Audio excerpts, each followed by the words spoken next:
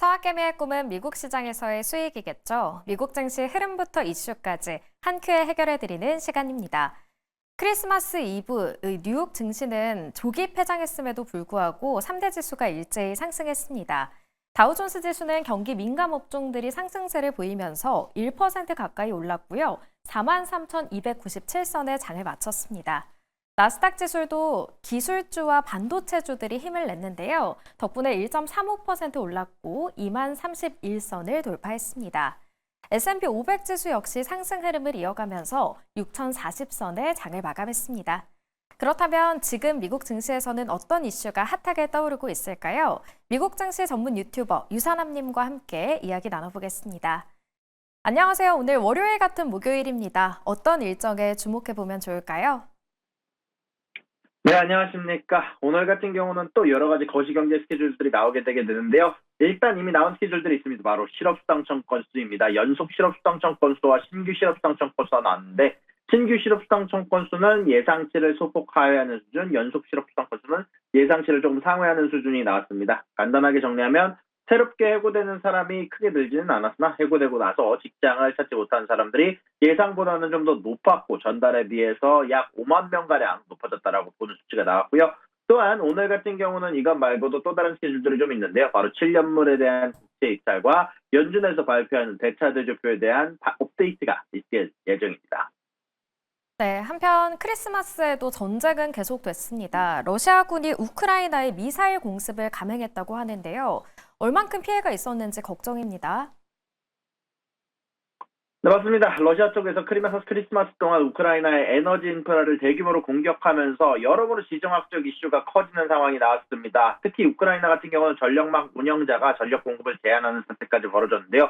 이로 인해서 우크라이나 대통령 볼로디미르 젤렌스키에 따르면 러시아가 이번 공격에서 70발에 해당하는 미사일 발사를 했고요. 100개 이상의 공격력 드론을 공급을 했고, 여기에 대해서 러시아 같은 경우는 별도로 우크라이나 드론 59대를 여러 지역에서 격추했다라고 발표를 했는데요. 그로 인해서 우크라이나의 전력망 운영사 같은 경우는 전력망 보호를 위해서 전력 공급을 제한을 했고, 독일의 에너지부 장관 같은 경우는 에너지 시스템에 대한 미칠 부정적인 영향을 최소화하기 위한 것이다라고 설명을 하게 됐는데, 그로 인해서 동부의 하르키우 지역에서는 50만 명이 난방 없이 겨울을 맞게 된다는 소식이 전달이 됐고, 그로 인해서 우크라이나는 국가 비상 서비스를 통해서 화재를 진압하고 구조 작업을 진행 중이다라고 얘기가 나왔습니다. 여기에 대해서 미국의 조 바이든 대통령 같은 경우는 이번 공격을 터무니없다라고 비판하면서 러시아가 겨울철에 우크라이나 국민들의 난방과 전기 접근을 차단하려는 의도를 가지려고 하는 것으로 보인다라고 언급을 하기도 했고요. 여기에다가 추가적으로 나온 뉴스가 현재 러시아 쪽 같은 경우는 현재 트럼프 쪽에 전화를 받지 않는다라고 이야기가 나오면서 현재 우크라이나가 현재 이쪽에 대해 러시아 쪽에서 여기에 대해서 휴전 거부 쪽으로 가는 길이 아닌가라는 의식이 드는 이야기가 나왔더라고 블룸버그에서 방금 전에 보도가 되게 됐습니다. 네, 크리스마스가 모두에게 행복한 날이었던 건 아니었던 것 같아서 조금 속상하고 아쉬운 마음이 드는 것 같습니다. 이어서 미국으로 가보겠습니다. 미국 의회가 이른바 선박법을 발의했습니다. 이 소식에 우리나라 조선업계들의 수혜 기대감도 커지고 있는데요. 관련 내용 자세히 설명해 주시죠. 네, 맞습니다. 앞서 정확 좀 더 디테일하게 설명해 주셨지만 저도 한번 간단하게 설명을 해보겠습니다. 현재 미국에서 선박법에 대한 부분들을 추진한다라고 이야기가 나오면서 지금 현재 조선주들이 크게 오르고 있는 모습들이 나오고 있는데요. 현재 법안의 배경 같은 경우는요. 미국 국적의 상업 선박은 80척인 반면 중국은 5,500척으로 압도적인 격차가 나고 있는 상황에서 중국이 해상 무역을 통제하게 될 경우 미국 경제가 큰 타격을 입을 가능성을 제기하면서 현재 법안은 미국의 해상 무역과 국가안보를 강화하기 위해서 마련이 됐다라고 이야기가 나오면서 법안의 주요 내용 같은 경우는 미국산 선박을 확대하면서 미국에서 제작된 선박으로 미국 화물의 10% 운송에 대한 의무화, 그리고 10년 내 미국 국기를 단 선박 함대를 250척으로 확대, 그리고 또한 농산물 수출업체들에 대한 보조금, 운송 비용 부담 완화를 위한 지원책과 미국 항구 대기 시에 미국 국기를 단 선박의 우선권을 제공하면서 미국 조선소와 관련 사업에 대한 보조금과 혜택을 제한하는 방식으로 이야기가 나오고 있고요. 현재 이런 부분들 관련해서 법안을 국가안보 차원에서 제시를 하게 되게 되면서 해상보안 고문을 신설하게 되면서 백악관급위원회를 신설하면서 현재 국가 해상 전략을 수립할 것, 또한 관세와 수수료를 해상보안 프로그램 및 인프라에 재투자할 것을 발표를 하게 됐다는 소식이 전달됐습니다. 현재 이런 부분들 관련해서 마이크 월츠 국가부 보좌관 같은 경우는 지속적으로 중국이 해상 운송을 통제하면 미국 경제가 차단될 위험을 언급하면서 이로 인해서 전시 대비 역량 강화를 해야 된다라고 지속적으로 언급하게 됐습니다. 네, 이렇게 미국 의회가 발의한 선박법에 대해서도 들어봤습니다. 다음 소식입니다. 한국에 쿠팡이츠가 있다면 미국에는 우버이츠가 있는데요. 지난 5월에 이 우버이츠가 푸드판다를 인수하겠다라는 발표를 했는데 이 인수가 불허됐다고 하죠. 맞습니다. 우버가 대만의 배달앱 푸드판다 인수 계획이 무산이 됐다는 소식이 전달이 됐습니다. 현재 대만의 공정거래위원회와 여기에 대한 반독점 우려로 인해서 무산됐다는 소식이 전달이 됐는데요.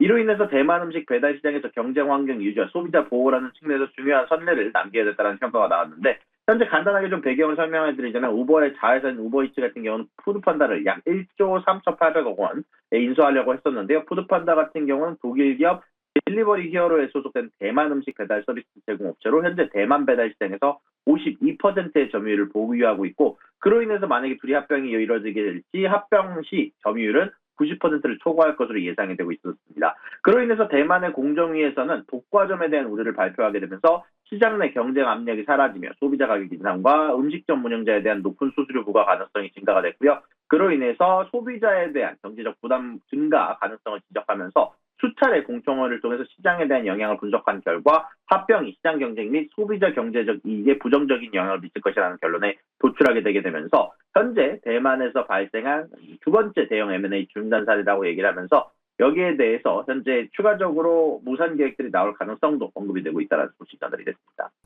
네, 우버이츠의 푸드판다 인수가 이 독과점 우려 때문에 불허됐다라는 소식도 들어봤습니다. 마지막 소식은 마이크로소프트 관련 이슈입니다. 마이크로소프트가 인공지능 기반 기술을 다양화하기 위해서 여러 AI 모델 활용을 추진하고 있다고 하는데요. 오픈 AI가 빠졌습니다. 관련 내용 전해주시죠. 그렇습니다. 현재 오픈 AI에 대한 의존도를 감소하려는 작업을 마이크로소프트가 실행하는 것 같습니다. 현재 마이크로소프트가 365 코파일럿에 대해서 오픈 AI의 모델 외에도 자사 및 타사의 AI 모델을 적극적으로 활용하는 움직임을 보여주고 있다는 소식이 전달됐습니다. 마이크로소프트 같은 경우는 오픈 AI 모델에 대한 의존도를 줄이고 다양한 AI 모델을 추가하려고 한다는 얘기를 하면서 현재 AI 모델 사용이 비용이 증가하면서 효율성을 높이고 비용을 절감하기 위해서 여러 대안으로 다른 모델들을 고려하고 있다고 발표를 했는데요. 일단은 자체적인 모델을 개발하면서 마이크로소프트 같은 경우는 자체적으로 최신 모델인 파이4를 훈련 중이다라고 얘기가 나왔고요. 현재 GitHub의 엔스로픽과 구글의 AI 모델을 추가해서 GPT-4의 대안으로 활용할 가능성을 언급을 하게 됐고요. 현재 이런 다중 모델을 통합해서 코파일럿 운영 제품에서 여러 특성에 따라 오픈 AI 및 마이크로소프트 혹은 타사의 모델들을 통합해서 운영할 것을 발표를 하게 됐는데요. 현재 여기에 대해서 가장 중요한 문제는 고객 비용에 대한 문제였습니다. 이제 365 코파일럿 사용료가 월 $30로 일부 기업 고객은 가격 대비 효용성에 대한 우려를 표현한 상황이고요.